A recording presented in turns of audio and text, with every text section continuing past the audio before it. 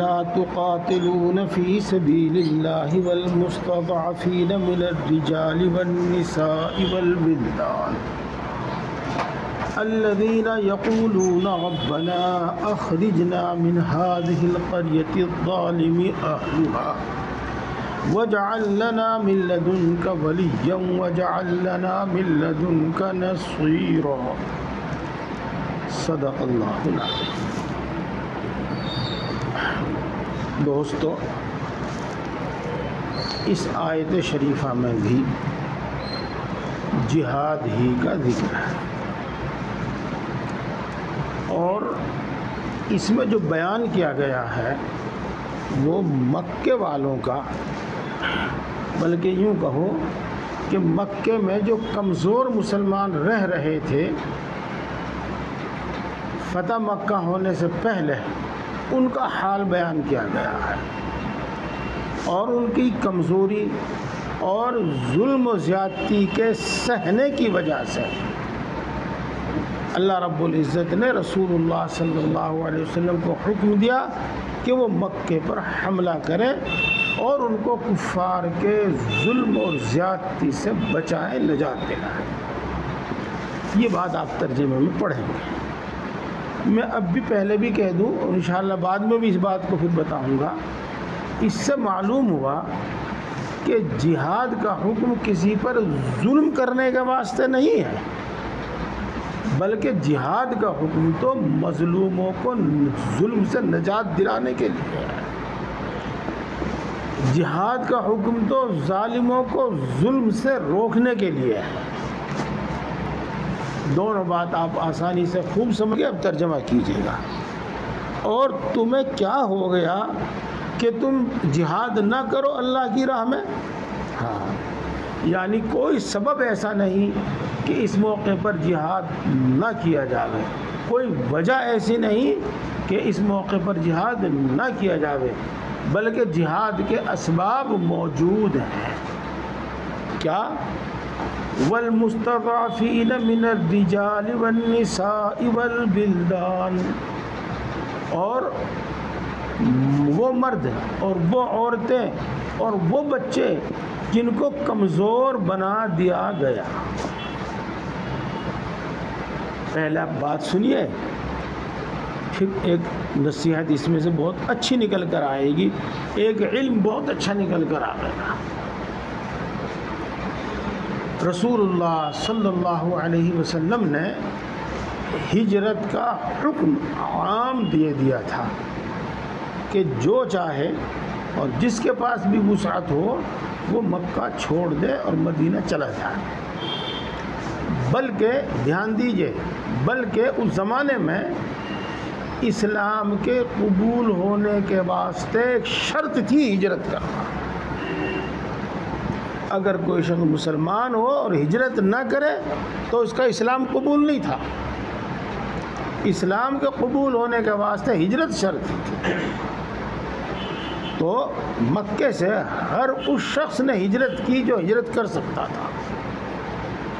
البتہ کچھ مرد، کچھ عورتیں، ان کے ساتھ بچے ایسے رہ گئے جو ہجرت کرنے کی قدرت نہیں رکھتے تھے۔ پھر جب نبی صلی اللہ علیہ وسلم بھی ہجرت کر کے چلے گئے اور بڑے بڑے تمام صحابہ چلے گئے تو وہاں پر یہ کمزور لوگ ہی رہ گئے۔ اب ان پر وہ برابر ظلم اور زیادتی کرتے رہے، اور یہ لوگ دعا کرتے رہے، جیسا کہ آگے آئے گا۔ یہ بات آپ نے سنی؟ ہاں۔ اب اگلی ایک بات جس کو میں کہہ رہا تھا اس پر دھیان دیجیے گا۔ مستضعفین ان کو کہتے ہیں جن کو جان بوجھ کر کمزور بنا دیا گیا، جن کو جان بوجھ کر کمزور بنا دیا گیا۔ مثال کے طور پر ان کے پاس زمین و جائیداد ہے، وہ چھین لی گئی۔ مثال کے طور پر ان پر مکان ہے، وہ چھین لیا جاوے۔ مثال کے طور پر ان کے کاروبار برباد کر دیے جاوے۔ مثال کے طور پر ان کو حکومت میں کوئی عہدہ نہ دیا جاوے، نوکری نہ دی جاوے۔ ظاہر بات ہے کہ اس صورت میں وہ خود ہی کمزور ہو جائیں گے۔ اس صورت میں وہ خود ہی کمزور ہو جائیں گے. جیسا کہ آپ پہلے پڑھ چکے ہوں کہ مال تو انسان کے لیے ایسا ہے جیسے کہ ریڑھ کی ہڈی. جب وہ نہیں ہوگا تو خود ہی کمزور ہو جائیں گے. جب عہدوں پر نہیں ہوں گے تو خود ہی کمزور ہو جائیں گے. جب نوکریوں پر نہیں ہوں گے تو خود ہی کمزور ہو جائیں گے. جب ان کے کاروبار منصوبہ بند طریقے پر، منظم طریقے پر تباہ برباد کر دیے جائیں گے، وہ خود ہی کمزور ہو جائیں گے. ہاں تو دیکھو، حکومت کوئی سی بھی ہو اور حکومت کسی بھی زمانے کی ہو، وہ اپنے مخالفون کو اتنا کمزور کر دیتی ہے، اتنا کمزور کر دیتی ہے جو نگاہ اٹھا کر دیکھنے کی ہمت نہ کر سکے. یہ جیسا کہ آپ نے فرعون کے زمانے میں سنا کہ بنی اسرائیل کے لڑکے قتل کر دیے جاتے تھے. ہر حکومت ایسا ہی کرے گی. لہذا ہم جیسے لوگوں کو کیا کرنا چاہیے؟ ہم جیسے لوگوں کو یہ کرنا چاہیے کہ ہم قانون کی زد سے بچیں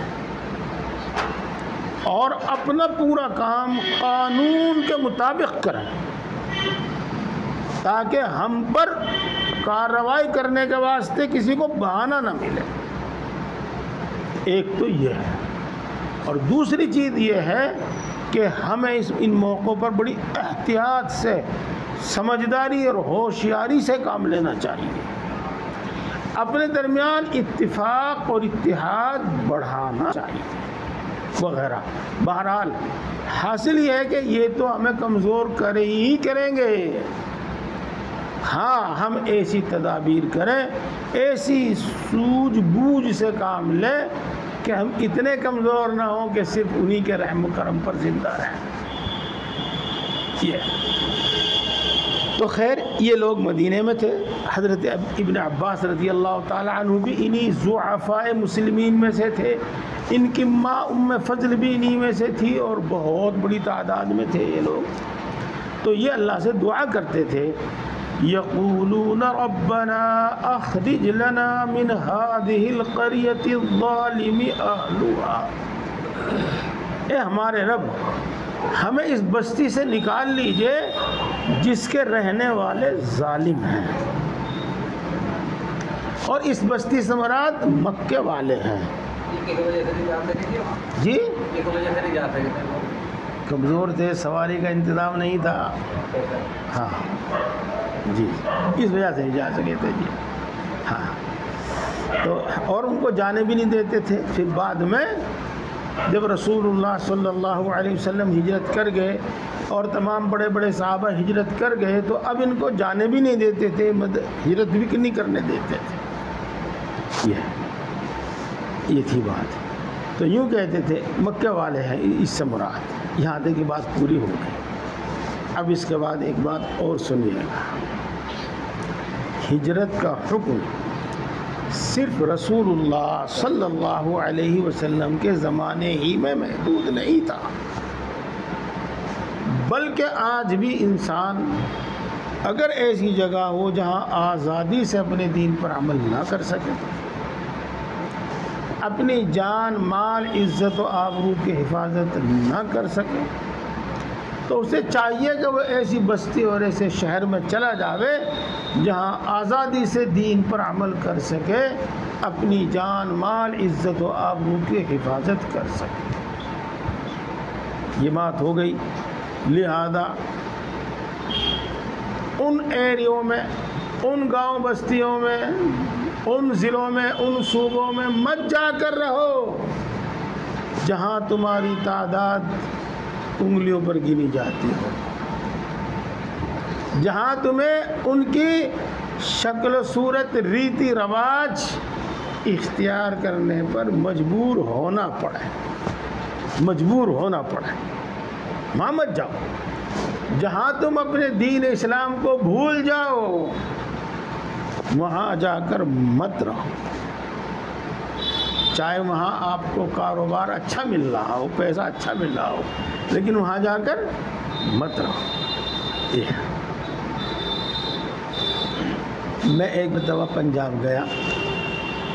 جو ہمارے میزبان تھے وہ کہنے لگے کہ سامنے سے جو 2 آدمی آ رہے ہیں یہ آپ کو سلام کریں گے، آپ ان کے سلام کا جواب دینا۔ میں نے کہا یہ تو سکھ ہیں، اگر نہیں تم ان کے سوال کا جواب دینا، ان کے سلام کا جواب دینا۔ میں نے کہا جی ٹھیک ہے۔ وہ قریب آئے، انہوں نے سلام کیا، ہم نے سلام کا جواب دیا، نام پوچھا تو انہوں نے مسلمانوں جیسا نام بتایا۔ ہاں، ہم نے ان کو تو کچھ نہیں کہا، وہ تو راستے کی دعا سلام تھی۔ اپنے میزبان سے کیا پوچھا ہم نے، بھئی ایسا کیوں کرتے ہیں؟ جی یہاں بس ایسے ہی رہنا پڑے، یہاں ایسے ہی رہنا پڑے۔ تو میرے دوستو، اس واسطے ایسے علاقوں میں جا کر مت رہو، چاہے وہاں تمہیں کتنی بھی سہولت مل رہی ہو، چاہے تمہیں کتنا بھی وہاں کاروبار مل رہا ہو۔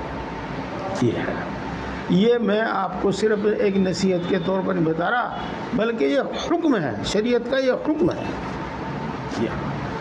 اور وہ یوں کہا کرتے تھے کہ اے اللہ تو ہمارے واسطے ہمارا کوئی حمایتی پیدا کر دے، اور اے اللہ تو ہمارے واسطے ہمارا کوئی مددگار پیدا کر دے۔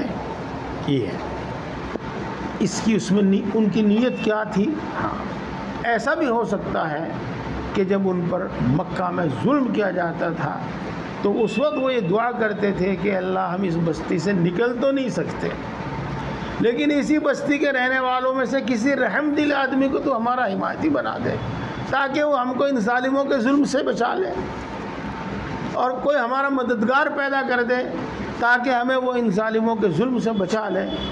معلوم ہوا کہ اس طرح کی دعا کرنا یہ کوئی غلط نہیں ہے، یہ صحیح ہے۔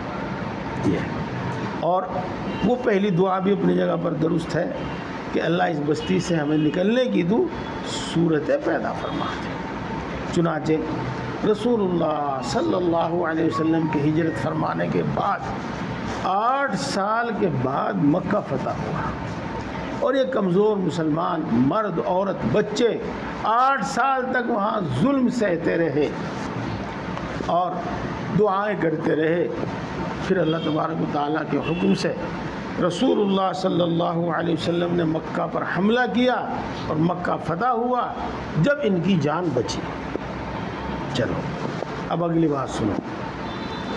الذین آمنوا یقاتلون فی سبیل اللہ، وہ جو اللہ پر ایمان رکھتے ہیں وہ اللہ کی رضا کے لیے جہاد کرتے ہیں۔ یہ تو آسان سی بات ہے، سمجھی سمجھائی بات ہے، لیکن یہ اللہ کی رضا سے کیا مراد ہے اور اللہ کے راستے سے کیا مراد ہے؟ تو دیکھو، پہلے میں آپ کو بتاؤں، اگر قانون ہی ظالمانہ ہو اور کوئی جج اور کوئی قاضی ان قانون کے مطابق فیصلہ کرے تو وہ اس کا فیصلہ بھی ظلم ہی ہوگا، انصاف نہیں ہوگا۔ آئی بات میری سمجھ میں آپ کے؟ ہاں، اگر قانون ہی ظالمانہ بنا دیے گئے ہوں اور پھر کوئی جج کوئی قاضی ان ظالمانہ قانون کے مطابق فیصلہ کرے تو وہ فیصلہ اس کا انصاف نہیں ہوگا، وہ فیصلہ اس کا ظلم ہی ہوگا۔ یہ سمجھ لو آپ۔ اب اگلی بات سنو، آپ شاید اتنے پڑھے لکھے نہیں، اس طرح سے آپ مطالعہ نہ کرتے ہوں، اس طرح سے آپ جو باتیں نہ سنتے ہوں، پھر بھی انشاءاللہ آپ سمجھ جائیں گے۔ اس وقت جو ہے قانون سازی میں جتنا برا حال ہے،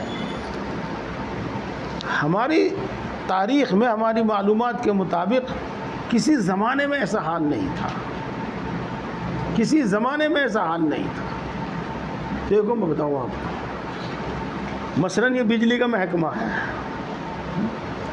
یہ اکٹھے ہو کر جائیں گے سرکار کے پاس، سرکار یہ قانون بنا دو، یہ قانون بنا دو، یہ قانون بنا دو، تو کسی بھی بلبوتے پر وہ وہی قانون بنا دے گی، انہی کو منظور کر لے گی۔ اس کو اس سے کوئی پرواہ نہیں ہے کہ اس کا پبلک پر کیا اثر پڑے گا،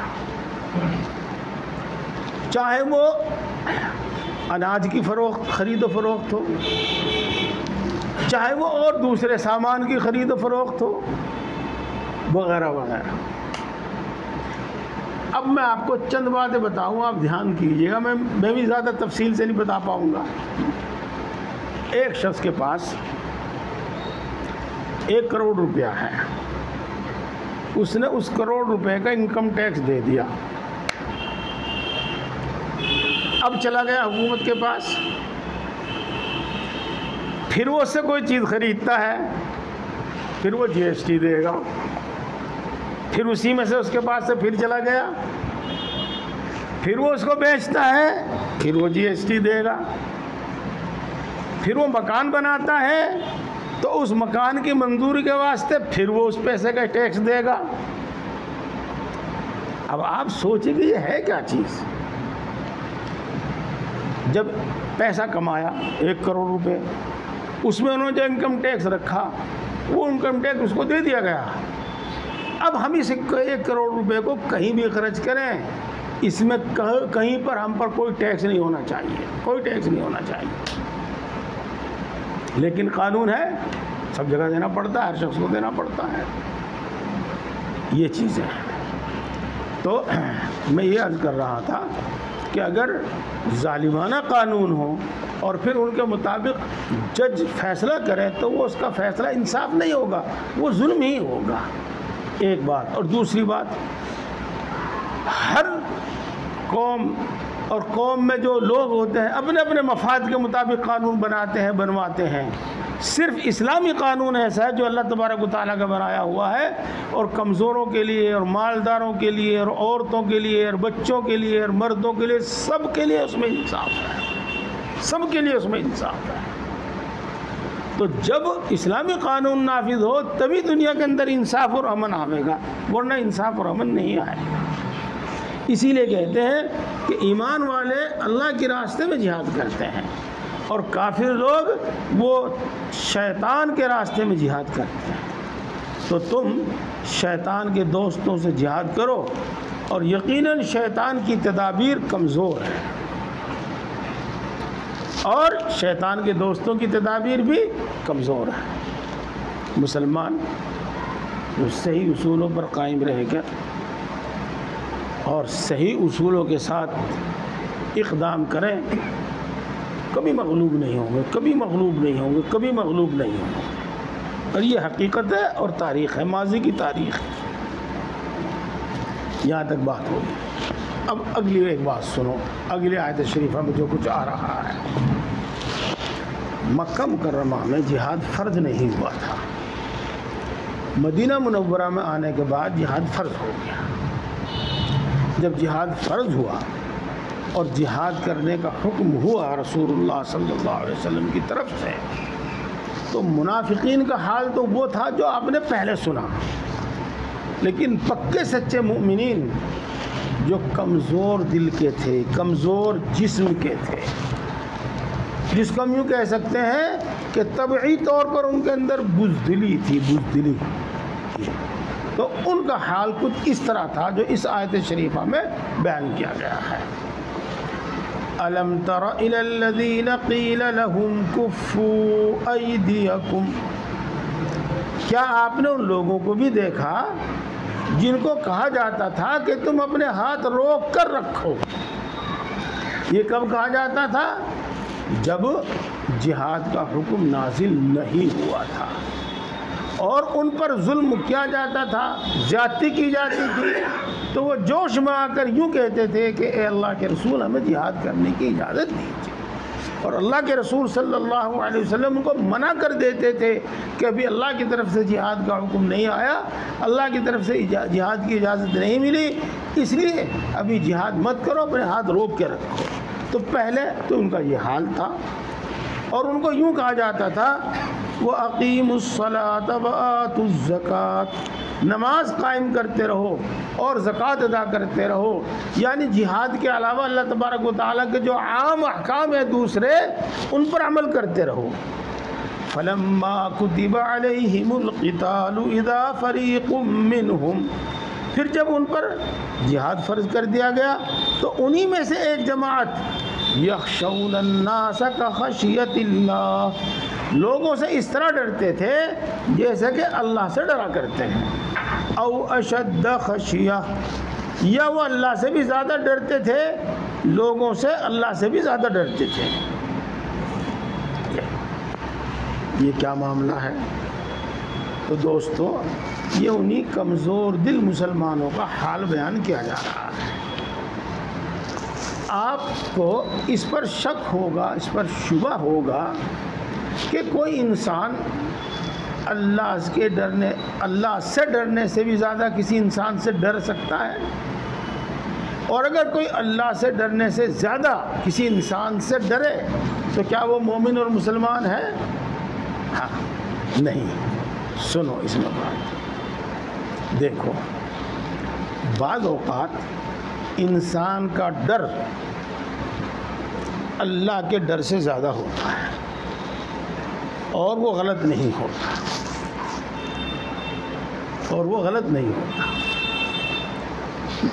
وہ کیسے؟ میں اس کی پہلے ایک مثال دیتا ہوں، اور مثال آپ کو بہت اچھی طریقے سے سمجھ میں آ جاوے گی. میں کوئی ادھر ادھر کا واقعہ جو بیان کرتا ہوں تو وہ کسی مصلحت کی وجہ سے بیان کرتا ہوں. میں گجرات گیا، وہاں پر مجھے میرے میزبان ایک جنگل میں لے گئے گھمانے کے واسطے، جہاں شیر، چیتے، بگیرے اور نامعلوم ہاتھی اور کیا قسم کے جانور تھے. اور انہوں نے وہاں پر ایک فیملی چھوڑ رکھی، لڑکے، بچے، مرد، عورت، ایک پورا گھرانہ تھا 5-7 آدمیوں کا، اور ان کے لیے 2 منزل 3 منزلہ بلکہ مکان بنا رکھا. وہ ان کے باغ کی حفاظت کرتے تھے، وہاں پر باغ کی دیکھ بھال کرتے تھے. تو میں نے ان سے پوچھا کہ یہاں کو کبھی شیر بھی گزرتا ہے؟ انہوں نے کہا جی روز گزرتے ہیں یہاں تو، روز گزرتے ہیں یہاں تو. میں نے کہا آپ اپنے ان بچوں پر کو ڈر نہیں لگتا؟ وہ شیر ان بچوں کو نقصان نہیں پہنچاتا؟ کہ جی شیر سے اتنا ڈر نہیں لگتا جتنا چیتے سے اور ان سے ڈر لگتا ہے. کیوں شیر سے اتنا ڈر کیوں نہیں لگتا؟ کہ شیر جو ہے شرارت نہیں کرتا. اگر کوئی اس کو چھیڑتا ہے، اس کو نقصان پہنچاتا ہے، اس کے رکاوٹ بنتا ہے، تب تو وہ حملہ کرتا ہے، ورنہ وہ حملہ نہیں کرتا، وہ برابر سے نکل جاتا ہے. اور جو وہ چیتا ویتا سا ہوتا ہے وہ جو ہے وہ شرارت کرتا ہے. اگر آدمی دور کھڑا ہوا ہے اور وہ ادھر سے جا رہا ہے، وہ تو جان بوجھ کر اس پر آ کر حملہ کرے گا. اس لیے شہر سے نہیں ڈر لگتا، ان چیتے بغیر سے ڈر لگتا ہے. اور ہمارے بچے یہیں کھیلتے رہتے ہیں، انہوں نے ایک تار کا باڑا سا بنا رکھا تھا، اس میں کھیلتے رہتے ہیں اور شہر یہاں سے گزرتا رہتا ہے، ہمیں کوئی ڈر نہیں. ایک مثال دی میں نے آپ کو، اور یہ بات آپ کو سمجھ میں آئی ہوگی. تو اب سمجھو آپ اسی طرح اللہ ہماری کمزوری سے واقف ہے، اللہ ہمارے عذر سے واقف ہے. اس لیے اگر ہم کچھ کرتے ہیں تو ڈرتے نہیں کہ اللہ کو سب معلوم ہے.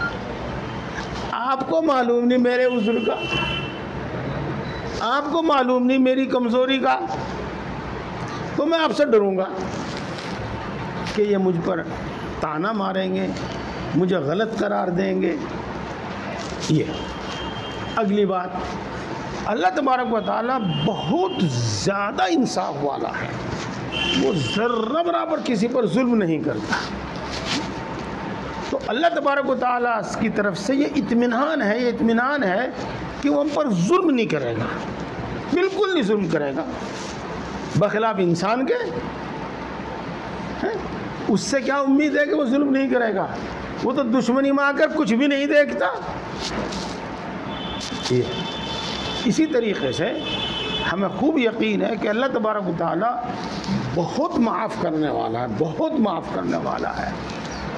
تو ہم اللہ سے اتنے نہیں ڈرتے، چونکہ وہ ہو سکتا ہے ہمارے بہت سارے گناہ اور ہماری بہت ساری زیادتیاں درگزر کر دے، ہمیں ظلم ہمیں اس کا انتقام نہ لے اللہ تبارک و تعالیٰ، سزا نہ دے اللہ تبارک و تعالیٰ.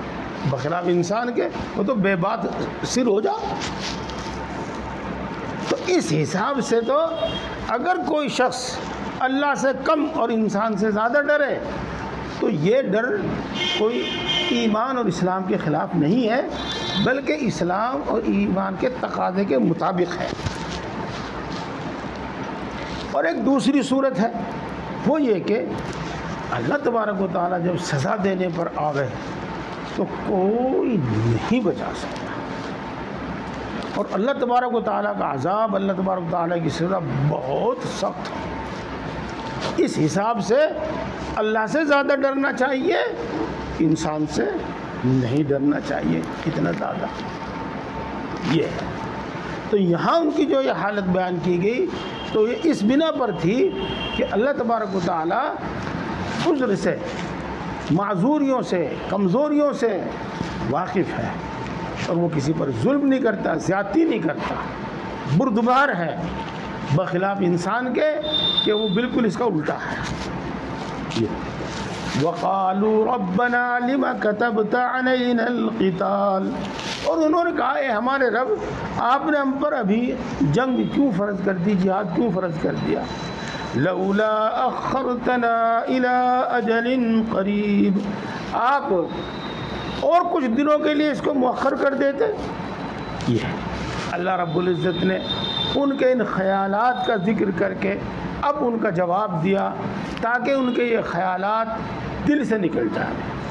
اللہ فرماتے ہیں قل متاع الدنیا قلیل، آپ فرما دیجیے گا کہ دنیا کا سامان اور دنیا کی آرام و راحت اور نفع کی چیزیں وہ بہت تھوڑی ہیں اور تھوڑی مدت کے واسطے ہیں۔ اس واسطے تم جہاد سے نہ ڈرو، اگر تم شہید بھی ہو گئے تو تم سے جو چھوٹے گا وہ بہت کم ہوگا، اور جو تم کو ملے گا وہ تم سے اس سے بہت کہیں زیادہ ہوگا۔ یہ سوچو اور ڈرو مت، پیچھے مت ہٹو، بزدلی مت اختیار کرو۔ والآخرۃ خیر لمن اتقی، اور آخرت متقی لوگوں کے واسطے بہت زیادہ اچھی ہے۔ ولا تظلمون فتیلا، اور تم پر ذرہ بھی ظلم نہیں کیا جائے گا، ذرے کے برابر بھی ظلم نہیں کیا جائے گا۔ یہ ان کے خیالات کی اصلاح ہے۔ آگے بھی سنیے، اینما تکونوا یدرککم الموت، جہاں بھی تم ہوگے تمہاری طبعی موت آ کر رہے گی۔ ولو کنتم فی بروج مشیدہ، اگرچہ تم چونے کے قلعے کے اندر محفوظ ہو۔ یہ دیکھو، یہ تو سب کو معلوم ہے کہ موت کا وقت مقرر ہے۔ اگر آدمی بہت محفوظ قلعے کے اندر بھی رہ رہا ہو تو فرشتہ وہاں بھی جائے گا اور وہاں بھی موت آ جائے گی، یہ ہے۔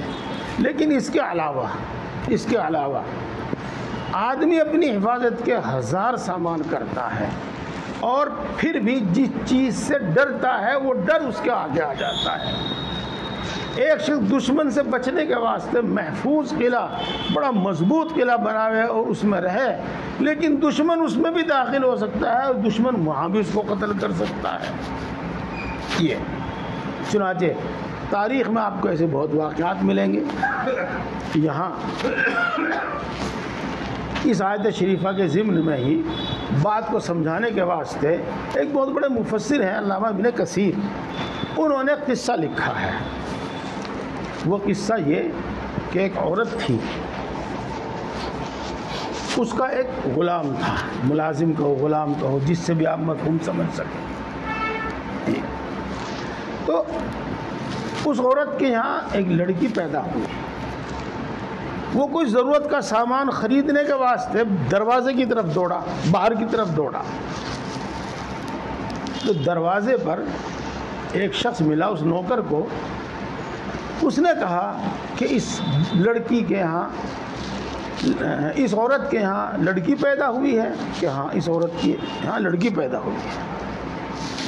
تو اس نے کہا کہ یہ لڑکی 100 مردوں سے زنا کرے گی اور ایک مکڑی کے سبب یہ مرے گی، ایک مکڑی کے سبب یہ مرے گی۔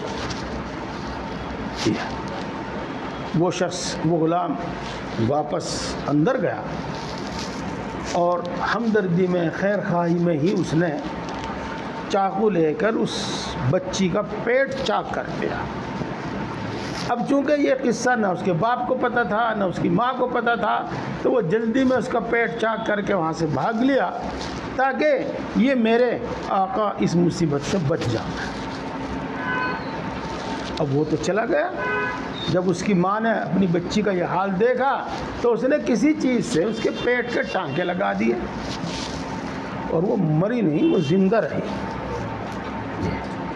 اور وہ غلام اور وہ نوکر ڈر کے مارے وہاں سے بھاگ گیا کہیں، اور باہر جا کر اس نے دولت کمائی۔ ایک زمانے میں بہت مالدار ہو گیا، بہت مالدار ہو گیا۔ اب وہ واپس شہر میں آیا۔ اب اس نے سوچا کہ تو شادی کر لے اور تو اپنا گھر بسا لے، اور جیسے لوگ موج مستی کی زندگی گزار رہے ہیں تو بھی موج مستی کی زندگی گزار۔ وہ ایک شخص کے یہاں آ کر ٹھہرا کہ اس سے کچھ دعا سلام ہوگی، اور اس سے اپنا ارادہ ظاہر کیا کہ میں کسی خوبصورت اور جوان لڑکی سے نکاح کرنا چاہتا ہوں، پیسے کی میرے پاس کوئی کمی نہیں ہے۔ تو اتفاق کی بات کہ اس شخص نے اسی لڑکی کا پتہ بتایا، تو یہ شخص وہاں گیا۔ اس کو معلوم نہیں تھا کہ یہ وہی گھرانہ ہے، یہی وہی ہے۔ وہاں گیا اور شادی کی پیشکش کی، لہذا وہ منظور ہو گئی اور اس سے اس کی شادی ہو گئی۔ شادی ہونے کے بعد جب ان کی آپس میں گفتگو ہونے لگی کہ تم کہاں کے ہو، کہاں رہتے ہو، یہاں کیسے آئے، میرا پتہ تم کو کس نے بتایا، وغیرہ وغیرہ، جب اس طرح کی باتیں ہونے لگی تو اس شخص نے وہ قصہ سنایا کہ میں اسی شہر میں کسی کا ملازم تھا، اس کے ہاں کی لڑکی پیدا ہوئی تھی اور میں نے اس کا پیٹ چاک کر دیا تھا، میں ڈر کے مارے پھر یہاں سے بھاگ گیا تھا، اور اب اتنے دنوں کے بعد میں یہاں واپس آیا۔ وہ لڑکی کہنے لگی کہ وہ لڑکی جس کا تم نے پیٹ چاک کیا تھا وہ میں ہی ہوں، اور اس نے اپنا پیٹ کھول کر دکھایا کہ واقعی اس پر کٹے ہوئے کے اور سلائی کے نشان تھے۔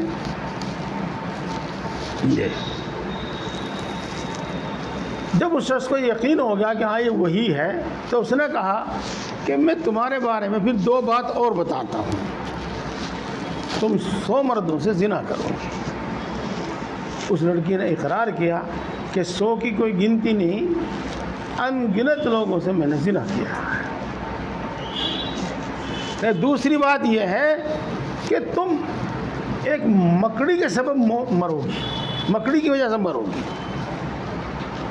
تو چونکہ اب وہ اس کی بیوی ہو گئی تھی اور اس کے پاس مال دولت کی کمی نہیں تھی، تو اس نے ایک شاندار گھر بنایا، محل کہہ لو، گھر کہہ لو، جو بھی کچھ کہو آپ، وہ بنایا، اور اس میں ہر چیز سے حفاظت کا انتظام کیا، اور خاص طور سے اس کی نگاہ اس پر رہتی تھی کہ اس میں کوئی مکڑی جالا نہ بنا لے، اس لیے مکڑی کے جالوں کی صفائی وفائی کا بہت دھیان رکھتا تھا۔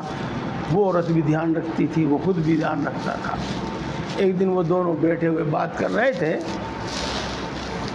اتفاق سے دیوار پر ایک مکڑی نظر آئی،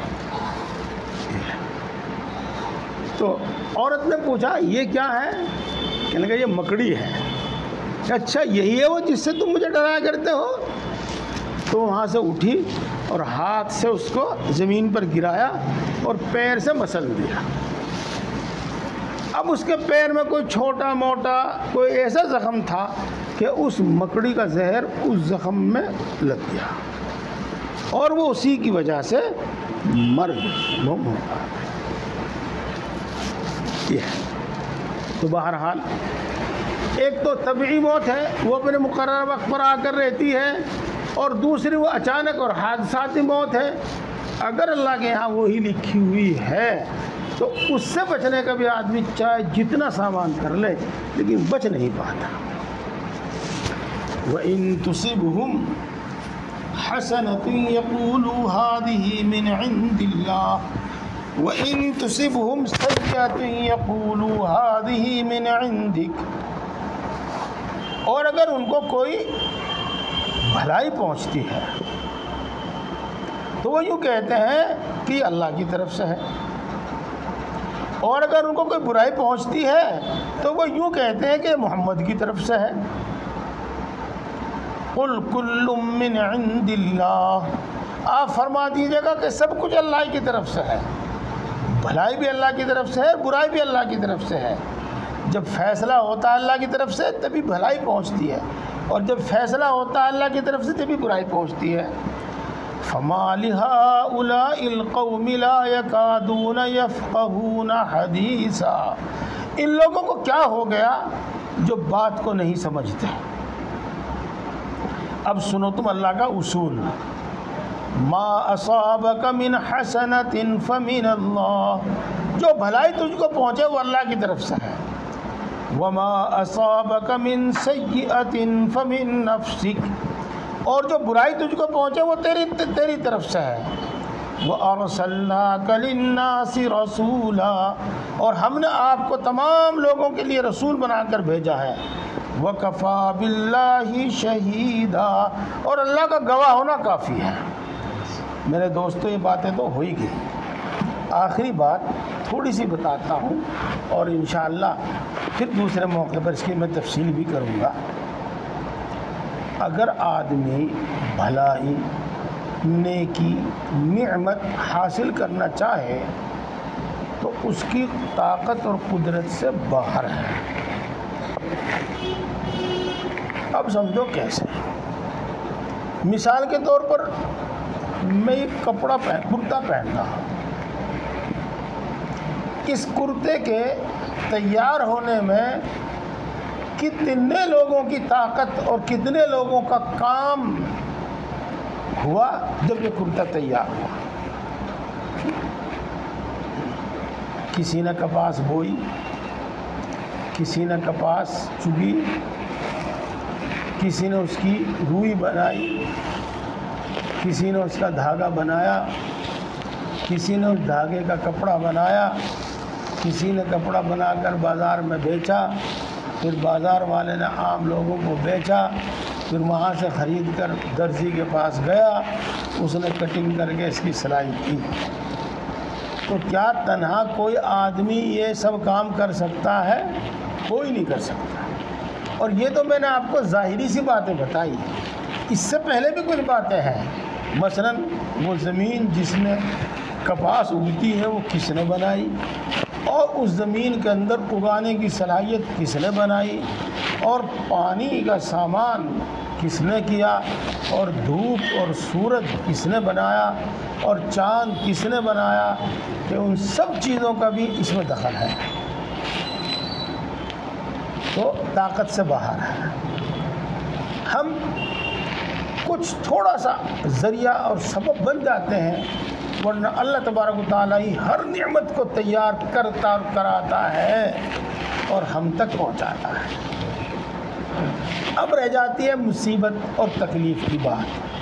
تو عموماً آدمی خود اس کا سبب بنتا ہے، چاہے غلط اعمال کی وجہ سے، چاہے غلط سوچ کی وجہ سے، چاہے غلط اقدام کی وجہ سے، غرض کسی بھی وجہ سے، چاہے کوئی بھی سبب بنے، غلطی کا اور تکلیف کا اور مصیبت کا سبب بظاہر خود انسان بنتا ہے۔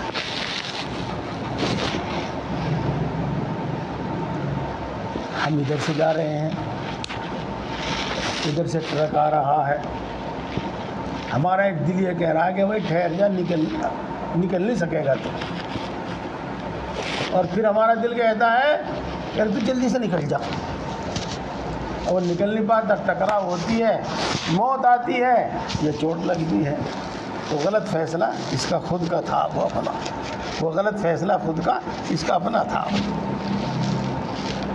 اکثر و بیشتر ایسا ہی ہوتا ہے، اچھا انشاءاللہ پھر ہوگی بات۔